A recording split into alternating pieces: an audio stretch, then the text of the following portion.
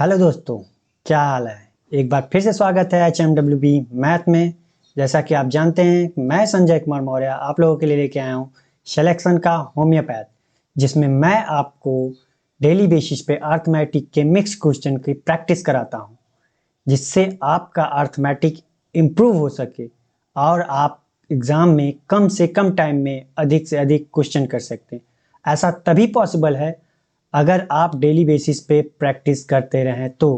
और प्रैक्टिस हर मर्ज की दवा है, जिससे आप क्या करें, कम से कम टाइम में ज़्यादा से ज़्यादा क्वेश्चन सॉल्व कर सकते हैं अगर आपकी प्रैक्टिस अच्छी है तो ज़्यादा टाइम न लेते हुए हम बढ़ते हैं अपने क्वेश्चन की तरफ।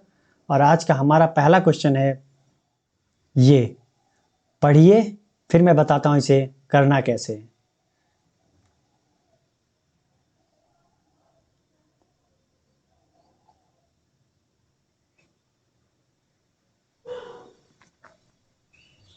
चलिए, आपने क्वेश्चन को पढ़ लिया होगा, मैं बताता हूँ इसे करना कैसे है। तो विजय अर्जुन से, क्वेश्चन में कह रहा है विजय अर्जुन से 66.66% अधिक सक्षम है। सक्षम मतलब अधिक एफिशिएंट है, मोर एफिशिएंट, और दोनों मिलकर एक काम को 15 दिनों में पूरा कर सकते हैं। विजय और अर्जुन काम शुरू करते हैं और 5 दिनों तक करते हैं, फिर शेष काम को चंदन द्वारा 10 दिनों में पूरा किया जाता है। ठीक है, तो बताइए कि चंदन अकेले उस काम को कितने दिनों में पूरा करेगा।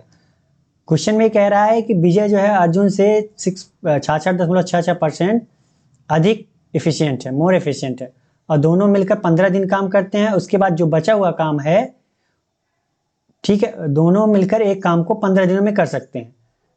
इसमें क्वेश्चन में आगे कह रहा है कि विजय और अर्जुन 5 दिन काम करते हैं, उसके बाद जो शेष काम होता है उसे चंदन 10 दिनों में पूरा करता है। तो चंदन अकेले उस काम को कितने दिनों में पूरा कर सकेगा। क्वेश्चन में ये पूछ रहा है कि अगर उसी काम को चंदन अकेले करे तो कितने दिनों में करेगा। ठीक है, तो चलिए ज़्यादा टाइम न लेते हुए सॉल्व करते हैं। कह रहा है विजय और अर्जुन से 66.66% मोर एफिशिएंट है, मतलब अधिक सक्षम है। तो इनकी एफिशिएंसी का अनुपात दिया है, तो विजय कितना है, विजय को हम बी मान लेते हैं और अर्जुन को ए। कह रहा है कि आपको पता है कि 66.66% का मान कितना होता है, 2/3।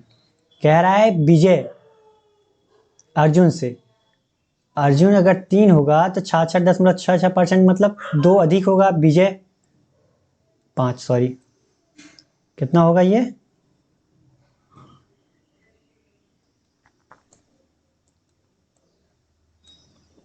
कह रहा है कि ये 3 से 2 अधिक होगा। 66.66% का मतलब 2, 3 से क्या होगा, ये 2 अधिक होगा, कौन, विजय।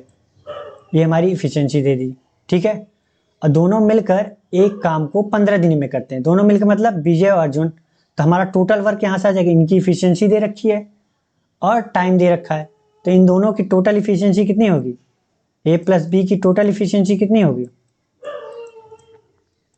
टोटल इफिशियंसी कितनी होगी, 5 3 8। अगर मैं इसे x मान लूँ, इधर भी x लगा दूँ, तो कितना हो जाएगा ये 8x। तो टोटल वर्क कितना हो जाएगा हमारा, टोटल वर्क इफिशियंसी दे रखी है, क्योंकि टोटल वर्क बराबर क्या होता है, इफिशियंसी इंटू टाइम। टाइम कितना दे रखा है, 15 दिन में काम करते हैं पूरा, तो टोटल वर्क कितना आ जाएगा हमारा, 15 8 120x। टोटल वर्क हमारा आ गया। कह रहा है विजय और अर्जुन काम शुरू करते हैं और 5 दिनों तक करते हैं, तो विजय और अर्जुन का 5 दिन का कार्य कितना होगा,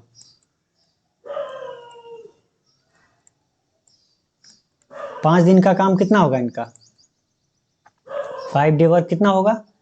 तो इनकी इफिशियंसी दे रखी है, कितनी है ये 8, और 5 दिन काम करते हैं तो कितना काम कर लिया इन्होंने, 40। कितना काम कर लिया, 40x। और रिमेनिंग वर्क बचा कितना,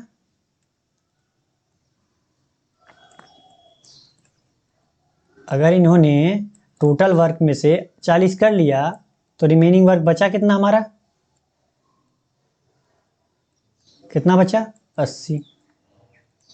80x बचा। अब ये कह रहा है कि चंदन द्वारा 10 दिनों में पूरा कर लिया जाता है। अगर चंदन 10 दिन में ये 80 काम पूरा करता है तो उसकी इफिशियंसी क्या होगी? Efficiency of Chandan, efficiency of Chandan, तो इफिशियंसी कितनी होगी चंदन की? कितना काम कर रहा है? 80x, और कितने दिन में कर रहा है? यही तो हमारी होती है एफिशिएंसी। तो हमारी एफिशिएंसी कितनी आ गई? 8x। कितनी आ गई? 8x। ठीक है, तो पूछ रहा है कि अगर टोटल वर्क चंदन अकेले करे तो कितने दिन में करेगा? तो चंदन कितने दिन में करेगा?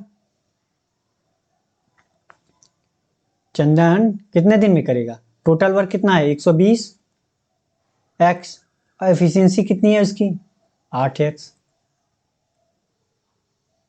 तो सॉल्व कर लेते हैं, कितना आ जाएगा ये? 15। कितने दिन में कर लेगा?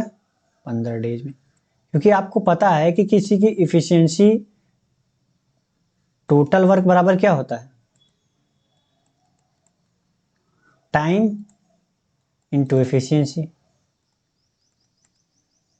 टोटल वर्क निकालना हो तो टाइम इंटू एफिशिएंसी। अगर मुझे कितने दिन में कर रहा है ये निकालना है, तो टोटल वर्क हमारा 120 कितनी एफिशिएंसी से करेगा? 8 की एफिशिएंसी से, तो कितना आ जाएगा? 15। कौन सा आंसर सही है हमारा? बी। तो समझ में आ गया होगा। बढ़ते हैं अगले क्वेश्चन की तरफ। अगला क्वेश्चन ये है, ध्यान से पढ़िए, फिर मैं बताता हूँ इसे करना कैसे है।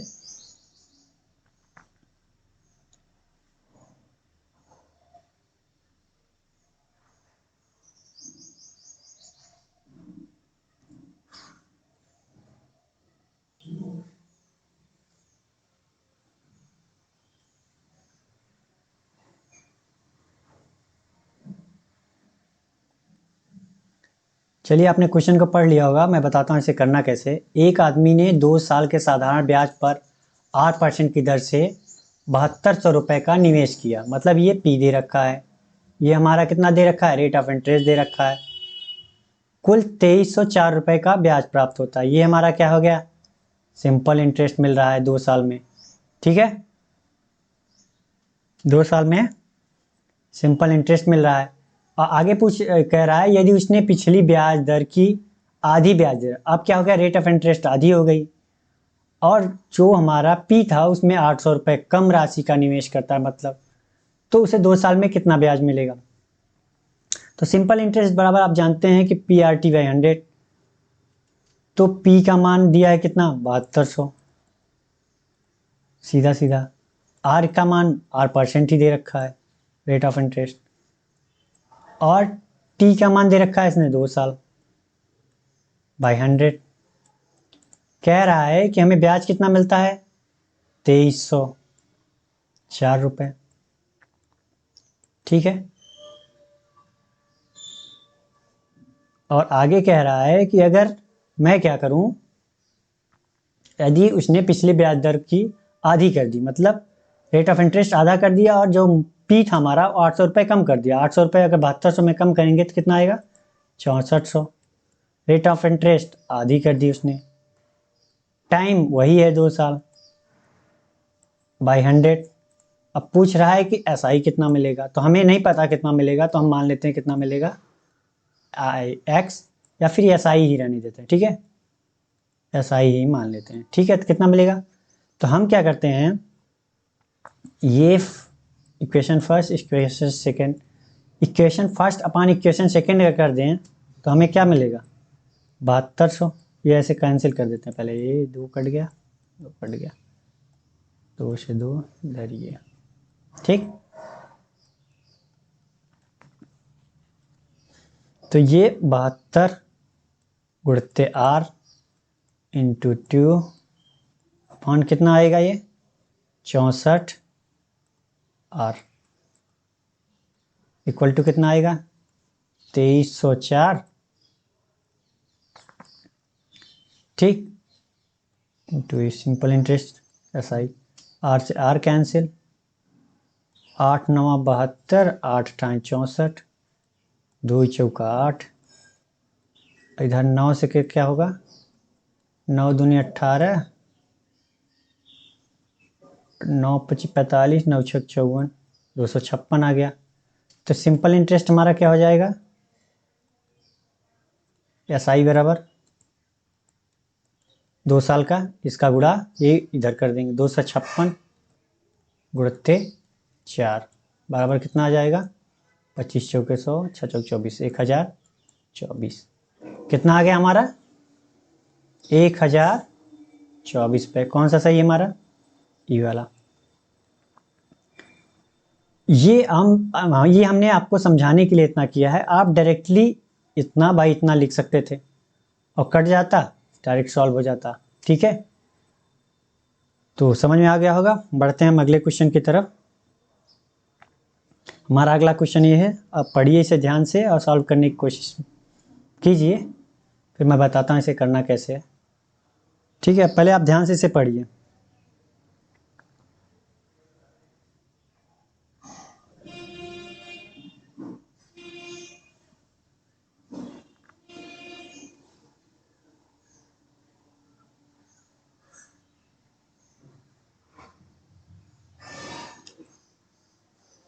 चलिए, आपने इसे पढ़ लिया होगा तो मैं बताता हूँ इसे करना कैसे है। अतुल और राजू ने कुल 30,000 रुपये का निवेश किया और एक व्यवसाय शुरू किया। यदि राजू को कुल लाभ 4900 रुपये मिलता है, ठीक है, राजू को कितना मिलता है, 4900 रुपये मिलता है, और राजू के लाभ क्या, लाभ हिस्से और कुल लाभ के बीच का अनुपात, मतलब राजू का लाभ और कुल लाभ का जो है अनुपात है वो 7:15 है। ठीक है, तो अतुल द्वारा किए गए निवेश की राशि बतानी है। यदि अतुल और राजू दोनों समान समय अवधि के लिए निवेश करते हैं, टाइम इनका क्या है, सेम है। तो अतुल और राजू, मान लेते हैं हम अतुल ने कितना इन्वेस्ट किया, अतुल ने कितना इन्वेस्ट किया, x, तो राजू का कितना होगा, 30,000 माइनस x, ये हो गया राजू। अब दोनों के बीच हम क्या करते हैं, रेशियो निकाल लेते हैं। तो अतुल और राजू, अतुल का कितना इन्वेस्टमेंट है, ये हमारा हो गया इन्वेस्टमेंट, कितना x, और राजू का कितना है, 30,000 माइनस x। ठीक है, टाइम कह रहा है सेम है, तो टाइम मान लेते हैं एक एक है, सेम है, या कुछ भी मान लेंगे तो आपस में कैंसिल हो जाएंगे। ठीक, तो इनका ये टाइम हो गया। अब क्या करते हैं, इनको सॉल्व कर लेते हैं। तो एक से क्या कैंसिल है, एक, हमारा जो रेशियो आया वो कितना आया, x, 30,000 माइनस x, ये हमारा क्या आ गया, प्रॉफिट का रेशियो। क्योंकि आपको पता है कि इन्वेस्टमेंट इनटू टाइम का जो रेशियो गुणा करने पर जो भी रेशियो आता है इन दोनों के बीच, वो किसका आता है, प्रॉफिट का। ठीक है, तो हमारा प्रॉफिट का रेशियो कितना आ गया, x/30,000 माइनस x। ठीक है, और इधर कितना दे रखा है प्रॉफिट का रेशियो, राजू का कितना दे रखा है, 7। ठीक है, और ये जो 15 है ये कितना है, टोटल है दोनों का रेशियो। अगर राजू का 15 में से 7 निकाल दिए तो अतुल का कितना होगा, 8। अब सॉल्व कर लेते हैं। तो 7x इक्वल टू कितना हो जाएगा, 8 3 24, मतलब 2,40,000 माइनस 8x। तो इधर 8 आ जाएगा तो कितना हो जाएगा, 15x, 2,40,000। तो कितना हो गया, 15 8 120, 8 दूनी 16, कितना हो जाएगा, ये 16,000 मिलेगा हमको। तो x का मान कितना आ गया, 16,000। तो पूछ क्या रहा है, यदि अतुल और राजू की तो अतुल द्वारा किए गए निवेश की राशि, अतुल का तो मैंने कितना माना था, x का मान कितना आ गया, 16,000। तो ये क्या हो गई, अतुल की इन्वेस्टमेंट हो गई। तो हमारा कौन सा आंसर सही है, सी। ठीक है, समझ में आ गया होगा। बढ़ते हैं अगले क्वेश्चन की तरफ। अगला क्वेश्चन ये है, ध्यान से पढ़िए फिर मैं बताता हूँ इसे करना कैसे है। ठीक है,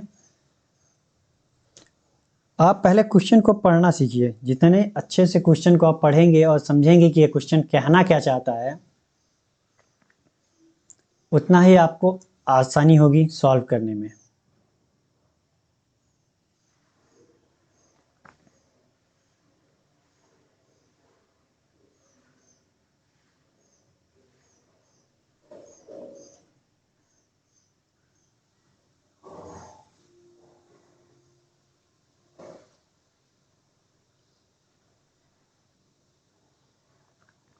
तो चलिए मैं बताता हूँ इसे करना कैसे है।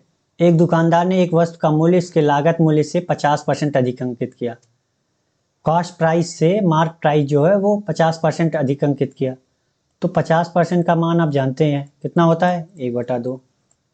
तो मार्क प्राइस हमारा MP और कॉस्ट प्राइस CP। क्या कह रहा है कि 50% अधिक अंकित किया, मतलब अगर कॉस्ट प्राइस 2 थी तो एक अधिक अंकित करके कितना अंकित किया, 3 अंकित किया। ठीक है,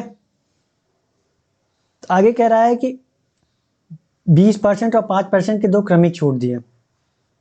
छूट किस पे दी जाती है हमेशा, मार्क प्राइस। और छूट देने के बाद जिस पे बेचा जाता है उसे क्या कहते हैं हम, सेलिंग प्राइस।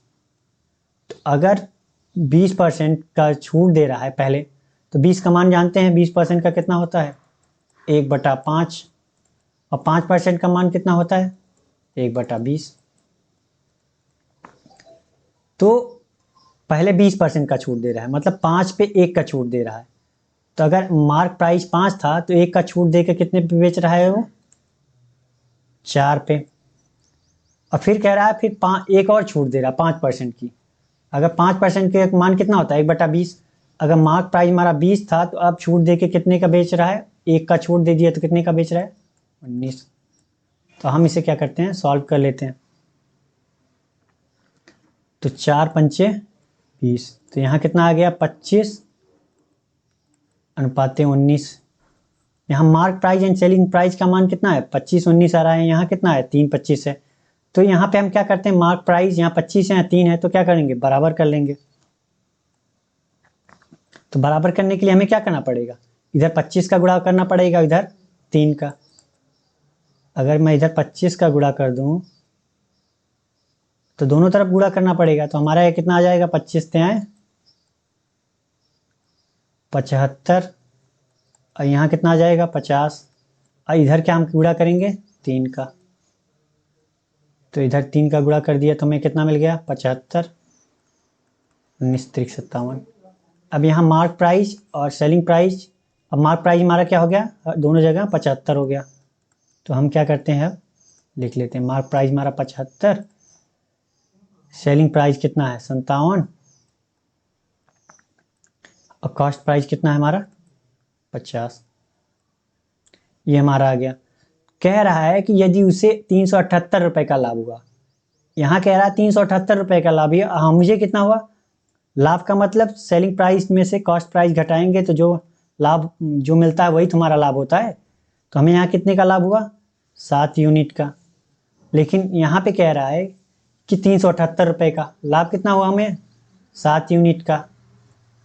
और ये कितना कह रहा है, 378 रुपये कह रहा है। तो 1 यूनिट का मान कितना हो जाएगा, 7×5 = 35, 7×4 = 28। 1 यूनिट का मान इतना हो गया। कलर चेंज कर लेते हैं हम। ठीक है, तो 1 यूनिट का मान हमारा कितना आ गया, 54। तो पूछ क्या रहा है हमसे, वस्तु का लागत मूल्य। लागत मतलब कॉस्ट प्राइस। क्या पूछ रहा है, कॉस्ट प्राइस। तो कॉस्ट प्राइस हमारी कितनी है, 50 यूनिट। तो 50 × 54 बराबर कितना हो गया, 2700। ठीक है, क्योंकि ये 100/2, 2 में कितना 54 का 54 में कितना होगा, 27 × 54, 2700 हो गया सीधा सीधा। ठीक, तो हमारा कौन सा आंसर सही है, ए। तो समझ में आ गया होगा आप लोगों को। बढ़ते हैं अगले क्वेश्चन की तरफ। हमारा अगला क्वेश्चन है ये, आप लोग इसे पढ़िए फिर मैं बताता हूँ इसे करना कैसे।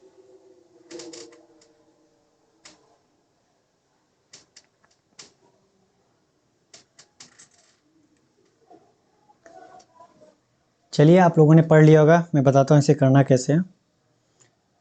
ऋत्विक को एक परीक्षा में 128 अंक प्राप्त हुए, जबकि रजत को 40% अंक प्राप्त हुए।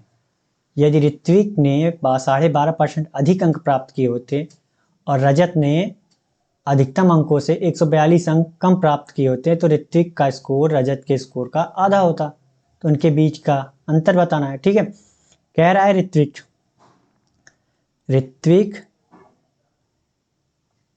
ऋत्विक का स्कोर कितना है। ऋत्विक एक स्कोर जो है वो 128 नंबर है।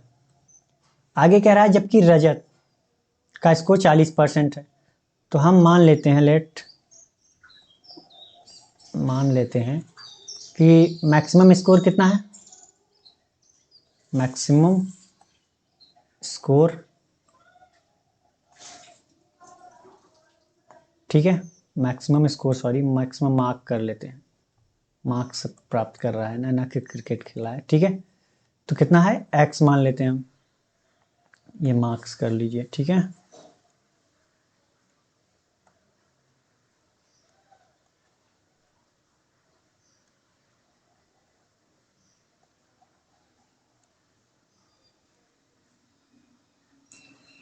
मैक्सिमम मार्क कर लीजिए। ठीक है, मैक्सिमम मार्क्स x से मान लिया है। तो ऋतिक का मार्क्स कितना है, 128। और कह रहा है जबकि रजत 40% अंक प्राप्त करता है। रजत कितना प्राप्त करता है, रजत का मार्क्स कितना है 40%। वो किसका प्राप्त करेगा, मैक्सिमम मार्क्स का। तो मैक्सिमम x है और उसका 40%। ठीक है, यही तो हुआ। ठीक, आगे कह रहा है कि ऋत्विक ने 12.5% अधिक अंक प्राप्त किए होते हैं। 12.5% का मान आप जानते हैं कितना होता है। 12.5% का मान कितना होता है, 1/8। मतलब क्या होता है, 8 से 9 प्राप्त किया होता, मतलब 128 उसने प्राप्त किया था। अब क्या प्राप्त किया होता, 8 से 9। ठीक है, पहले उसने 8 प्राप्त किया था, अब उसने क्या प्राप्त किया था, 9। या फिर ऐसे समझ लीजिए आप,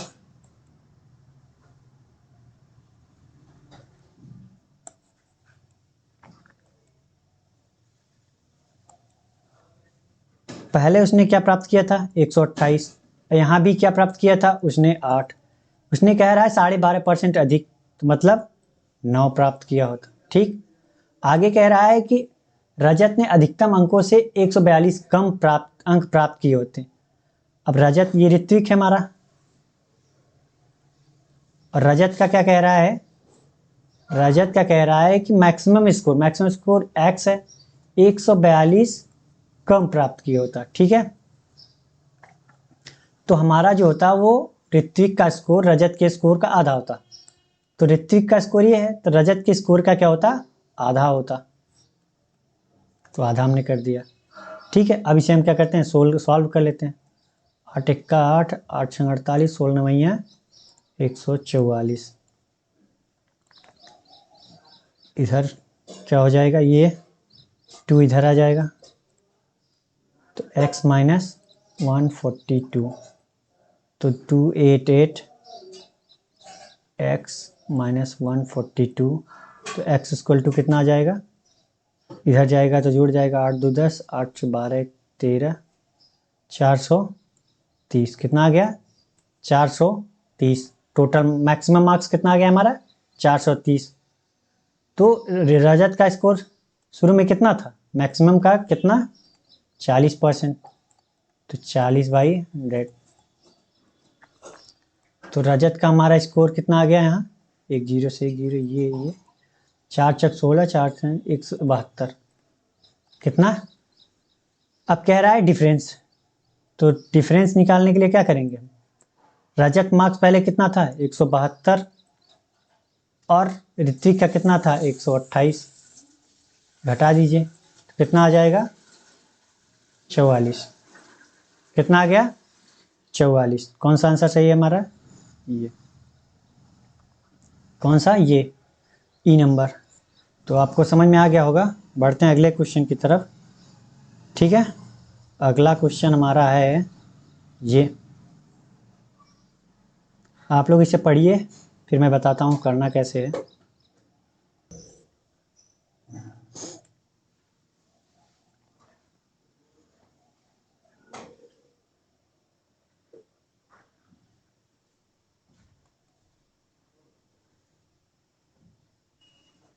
चलिए आपने इसे पढ़ लिया होगा, मैं बताता हूँ इसे करना कैसे है। 6 वर्ष पहले ए और बी की आयु का अनुपात 7:9 था और 4 वर्ष बाद बी और ए की आयु का अनुपात 7:6 होगा। ठीक है, यदि सी की वर्तमान आयु बी की वर्तमान आयु से 4 वर्ष अधिक है तो ए बी सी की वर्तमान आयु का औसत बताना। ठीक है, तो यहाँ क्वेश्चन में कहा है 6 वर्ष पहले ए बी की आयु, तो ए और बी की आयु का रेशियो कितना है, 7:9 है। आगे कह रहा है कितने वर्ष पहले, 6 वर्ष पहले, तो हम यहाँ लिख देते हैं 6 वर्ष पहले। आगे कह रहा है 4 वर्ष बाद बी और ए की आयु का अनुपात 7:6, बी और ए की आयु का अनुपात 7:6, बी का 7 है, ए का कितना है 6 है। कितने वर्ष बाद, 4 वर्ष बाद, तो प्लस का 4 लिख दिया हमने। ठीक है, तो एक चीज आपको पता होगी कि कितना भी एज इनके पास मतलब बढ़ जाए, जैसे यहाँ पे 6 वर्ष बाद कर रहा है, अगर 8 वर्ष बाद कहता है तो इनके एज के बीच का डिफरेंस जो होता है वो हमेशा सेम रहेगा, क्योंकि जब भी बढ़ेगा दोनों का बढ़ेगा। अगर ये 6 वर्ष बढ़ रहा है तो ये भी 6 वर्ष बढ़ेगा, ये 8 वर्ष बढ़ रहा है तो ये भी 8 वर्ष बढ़ेगा। इसका मतलब इनके बीच के एज का जो डिफरेंस होगा वो हमेशा क्या होगा, समान ही होगा। तो यहाँ पे एज डिफरेंस कितना आ रहा है 2, और यहाँ पे कितना आ रहा है 1। तो क्या करना पड़ेगा इसके लिए, पहले हमें इनके एज के डिफरेंस को करना पड़ेगा, बराबर करना पड़ेगा। तो हम क्या करते हैं, 1 का गुणा इधर कर देते हैं और 2 का गुणा इधर कर देते हैं। ठीक है, 1 का गुणा हम इधर कर देते हैं, 2 का इधर। अगर 1 का हम गुणा इधर करेंगे और 2 का इधर कर देते हैं, ठीक है, तो हमारा यहाँ कितना आएगा, 7 का 7 ही रहेगा, 9 का 9 ही रहेगा। यहाँ कितना आएगा, 6 दूनी 12 और 7 दूनी 14। तो अब देखिए 7 से 2 9, 12 से 2 14, अब क्या होगा, हमारे इनके बीच की एज डिफरेंस जो है वह समान हो गई। तो यहाँ पे कह रहा है अगर देखा जाए तो इनके बीच का अंतर कितना आ रहा है, 9 5 14, 5 बढ़ रहा है, लेकिन एज में कितना बढ़ रहा है, एज का डिफरेंस कितना आ रहा है, 6 से -6, पहले 0 तक जाएगा, 6 4 कितना हो गया, 10 का अंतर है। तो यहाँ पे देखा जाए अगर मैं से मान लूँ 5 यूनिट, तो 5 यूनिट बराबर कितना आ रहा है, 10 ईयर, ये क्या है 10 साल है। ठीक है, 10 साल आ रहा है, तो 1 यूनिट का मान कितना होगा हमारा, 5 ईयर। ठीक है, कितना हो गया, 5 साल हो गया। 1 यूनिट का मान 5 साल हो गया, तो 9 यूनिट का मान कितना हो जाएगा हमारा, कितना हो जाएगा, सॉरी यहाँ पे 2, 1 यूनिट का मान 2 होगा। ठीक है, 1 यूनिट का मान 2 साल आ रहा है, तो 9 यूनिट का मान कितना होगा, 18 ईयर। और 7 यूनिट का मान कितना हो गया, 14 साल। तो ये 6 साल पहले का है मान। अगर प्रेजेंट एज हम देखें ए और बी का, ए और बी का हम प्रेजेंट एज देखें तो कितना होगा हमारा, ए बी का प्रेजेंट एज कितना होगा, 6 साल पहले था, तो 6 साल बाद कितना हो जाएगा बी का एज, 18 6 24 साल। और यहाँ पे कितना होगा, 6 साल बाद 24 26, 14 26 सॉरी, यहाँ 20 साल आ गया ए का, यहाँ पे कितना हो गया 24 साल। अब कह रहा है कि सी की वर्तमान आयु बी की वर्तमान आयु से 4 वर्ष अधिक है, तो सी की वर्तमान आयु कितनी आ जाएगी प्रेजेंट एज, बी से कितना अधिक है, 4 वर्ष अधिक है, तो यहाँ कितना हो गया 28 साल। कितना हो गया 28 साल। ठीक है, तो पूछ रहा है कि इन तीनों के बीच का एवरेज, तो average of ABC, total age कितनी हो गई इनकी? 20, 24, कलर चेंज कर लेते हैं, दिख नहीं रहा है, ठीक है।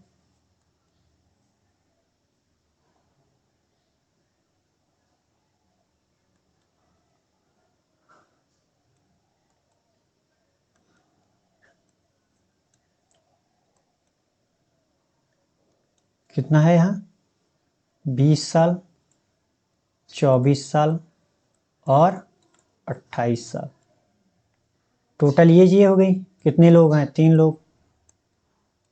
तो 2, 4, 6, 8, 72। कितना हो गया ये? 72। 72 बटा 3 मतलब 24 साल। इनकी एवरेज एज कितनी हो गई? 24 साल। कौन सा सही है हमारा? 24, सी वाला। तो आपको समझ में आ गया होगा, ठीक। तो बढ़ते हैं अगले क्वेश्चन की तरफ। अगला क्वेश्चन हमारा ये है, आप लोग पढ़िए इसे ध्यान से, फिर मैं बताता हूँ इसे करना कैसे है, ठीक है।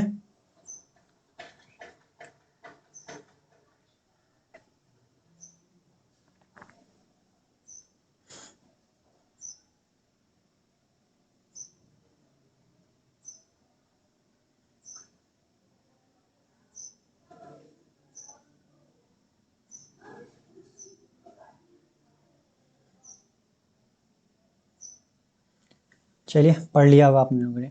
2 शहर ए और बी में पुरुष महिलाओं का अनुपात 4:1 है और 5:2 है। यदि दोनों शहरों की जनसंख्या बराबर है और शहर ए में कुल पुरुष शहर बी में कुल पुरुष से 96 अधिक है, तो दोनों शहरों में कुल महिलाओं की संख्या ज्ञात करनी है, ठीक है।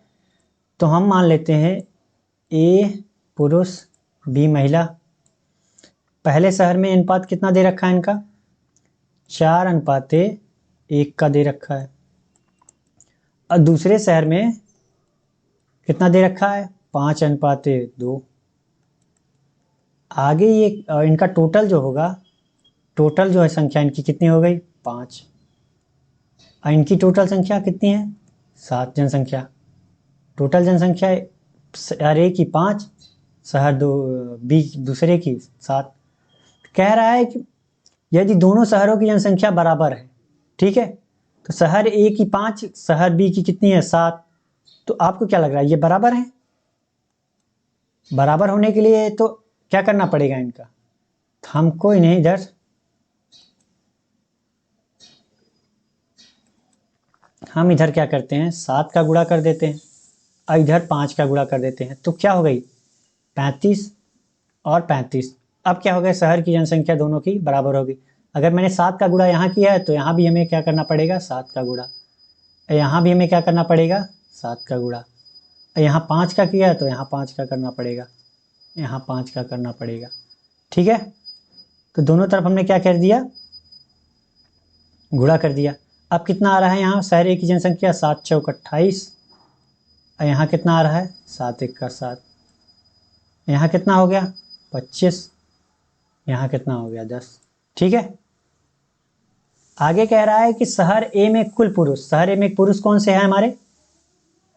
पुरुष का ये है पहला पी, ठीक है, ये पुरुष है, ये महिला, सॉरी ये हम ए बी मान लिया था। तो यहाँ पुरुष कितने हैं? शहर ए है और शहर बी, ठीक। तो पुरुष हमारे कितने हैं? ये। महिला हमारी कितनी है? ये। तो इनके बीच का जो है कितना अधिक है? ये अंतर कितना है? ये इससे 3 अधिक है। कितना अधिक है? 3। लेकिन ये आगे कह रहा है कि शहर ए में पुरुष शहर बी कुल पुरुषों से 96 अधिक है।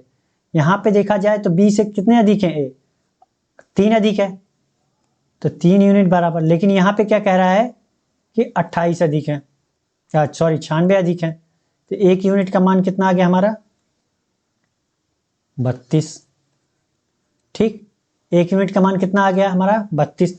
तो पूछ रहा है दोनों शहरों में कुल महिलाओं की संख्या कितनी है? तो दोनों शहरों में ए और बी में महिलाओं की संख्या कितनी है? 10, 7, 17। तो total female in city B कितना है, 10, 7, 17 है। तो 1 यूनिट का मान 32, तो 17 यूनिट का मान कितना, 17 3 51, 510, 17 दूना 34, 544। कितनी महिलाएं हैं, 544। कौन सा सही है हमारा, ये। ठीक है, समझ में आ गया होगा। बढ़ते हैं अगले क्वेश्चन की तरफ। अगला क्वेश्चन हमारा ये है, ध्यान से पढ़िए, फिर मैं बताता हूँ इसे करना कैसे है।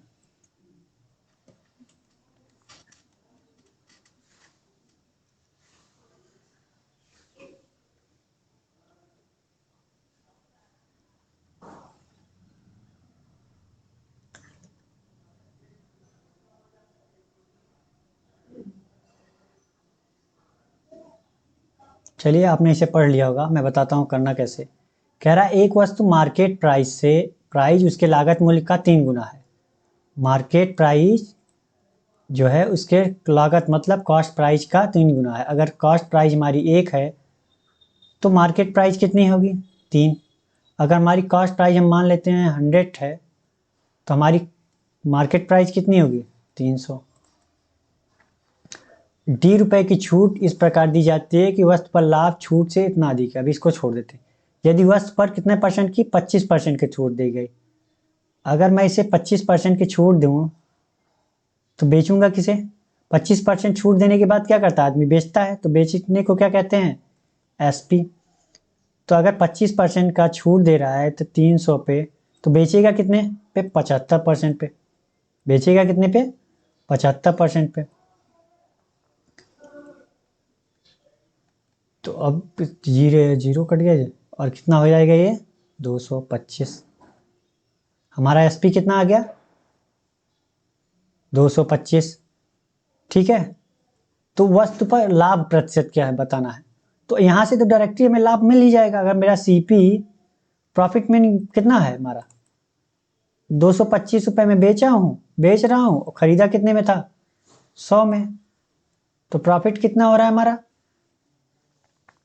प्रॉफिट कितना हो गया, 125। तो प्रॉफिट परसेंटेज हमसे पूछ रहा है, प्रॉफिट परसेंटेज के लिए क्या करना पड़ेगा, प्रॉफिट 125 और हमारा सीपी कितना है, कॉस्ट प्राइस चाहिए, ये 100।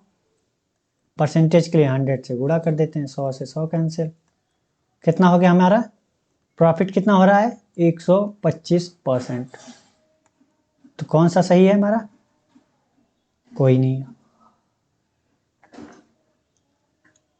ठीक,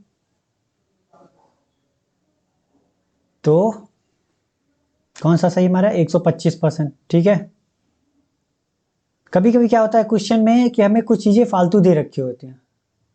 तो ये समझ लीजिए कि ये हमने फालतू चूतिया बनाने के लिए दे रखा है। हमारा कितना आ गया, 125% का प्रॉफिट होगा। ठीक है, बढ़ते हैं अगले क्वेश्चन की तरफ। हमारा अगला क्वेश्चन है ये, इसे पढ़िए फिर मैं बताता हूँ इसे करना कैसे है।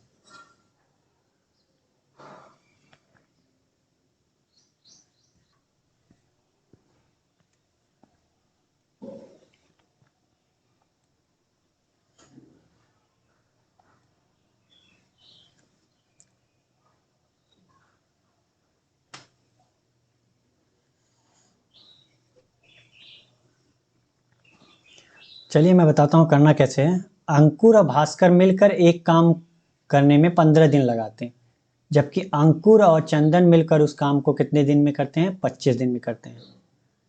तो भास्कर चंदन से 200% अधिक सक्षम है। तीनों को मिलकर काम करने में कितना समय लगेगा। ठीक है, अंकुर और भास्कर, अंकुर को ए मान लेते हैं, भास्कर को मैं बी मान लेता हूँ। दोनों कितने दिन में काम करते हैं, एक काम को 15 दिन में लगाते हैं काम करने में। आगे कह रहा है जबकि अंकुर और चंदन, अंकुर ए और चंदन सी मिलकर उसी काम को कितने दिन में, 25 दिन में कर सकते हैं। ठीक है, तो ये हमारा डे। अब हम टोटल वर्क निकाल लेते हैं। तो टोटल वर्क हमारा क्या होगा, इनका एलसीएम कितना होगा, 75। तो इफिशियंसी कितनी आ जाएगी, टोटल वर्क में से टाइम भाग दे देते हैं तो कितना ज़्यादा हमारा इफिशियंसी आ जाएगी। तो 75 में से अगर हम 15 से भाग दें तो कितना आएगा 5। ये ए और बी की इफिशियंसी आ गई। अब 75 में 25 से भाग दे देते हैं तो कितना आ जाएगा 3। ये ए और सी की इफिशियंसी आ गई। ठीक है, आगे कह रहा है भास्कर चंदन से 200% अधिक सक्षम है। भास्कर चंदन से, भास्कर और चंदन, चंदन का अगर 1 है तो भास्कर 200% अधिक है, मतलब 3 है। 1 तो है ही है, 200% अधिक है, 2 1 3। ठीक है, तो कितना हो जाएगा 3 1 का अनुपात हो जाएगा भास्कर और चंदन के बीच में। ठीक, तो अगर भास्कर का 3 आ रहा है, ठीक, अगर यहां से देखा जाए तो मैं अगर इसमें से ए और बी की इफिशियंसी में से ए और सी की इफिशियंसी घटा दूं तो कितना मिलेगा मुझे, B minus C equal to कितना मिलेगा मुझे, कितना मिलेगा, 5 में से 3 गया 2। ठीक, यहाँ पे बी और सी की इफिशियंसी जोड़ा जाए तो कितना है, यहाँ बी और सी की इफिशियंसी घटाया जाए तो कितना है 2, मतलब ये सही है। ठीक है, तो बी और सी की इफिशियंसी कितनी है हमारी, बी प्लस सी कितनी है 4। बी प्लस सी की इफिशियंसी हमारी कितनी है 4। तो बी प्लस सी बराबर इतना, बी माइनस सी बराबर, तो बी बराबर कितना हो जाएगा 2 4 2 6, तो बी बराबर, तो बी बराबर 3 और सी बराबर कितना हो गया हमारा, बी प्लस सी बराबर 4, तो बी बराबर 3, तो सी बराबर कितना 1। अब आप सोच रहे होंगे कि सर ने ये ऐसा क्यों बताया, ऐसा इसलिए बताया कि यहाँ तो सेम आ रहा है लेकिन कभी कभी क्या होता है ये अलग अलग होती है। ठीक है, तो ये प्रोसेस हमें करके चेक करना पड़ेगा कि हमारा बी और सी की एफिशिएंसी क्या होगी। ठीक है, कभी कभी अगर मान लीजिए यहाँ दूसरा कुछ दिया रहता तो ये एफिशिएंसी अलग अलग आती। ठीक, यहाँ पे तो मान लीजिए सेम आ रही है हमारी, तो बी और सी की एफिशिएंसी हमारी कितनी है, इतनी है। तो अगर बी की एफिशिएंसी 3 है तो ए की एफिशिएंसी यहाँ से कितनी होगी, ए प्लस बी बराबर 5 है, तो ए की एफिशिएंसी कितनी होगी हमारी, बी 5 में से 3 गया 2, तो कितना हो जाएगा हमारा 2, ए की एफिशिएंसी 2। कह रहा है तीनों मिलकर काम करने में कितना समय लगाएंगे, तो टाइम ए प्लस बी प्लस सी टाइम कितना लगाएंगे, तीनों का वर्क, टोटल वर्क कितना है हमारा 75, और तीनों की एफिशिएंसी कितनी है हमारी 3 1 4 4 2 6, 3 दूनी 6, 25 3 75, तो 25/2 बराबर 12.5 दिन। कितने दिन लगाएंगे 12.5 डेज। तो कौन सा आंसर हमारा सही है, ये। ठीक, तो आज के लिए बस इतना ही। ठीक है, आपको समझ में आ गया होगा। अगर ये वीडियो आपको पसंद आई तो लाइक करें और अपने दोस्तों के साथ ज़्यादा से ज़्यादा शेयर करें ताकि उनको भी लाभ मिल सके। और अभी तक अगर आपने सब्सक्राइब नहीं किया है तो प्लीज़ सब्सक्राइब जरूर कर लें ताकि आपको हमारी हर वीडियो की नोटिफिकेशन मिलती रहे। तो आज के लिए इतना ही, थैंक यू, बाय बाय।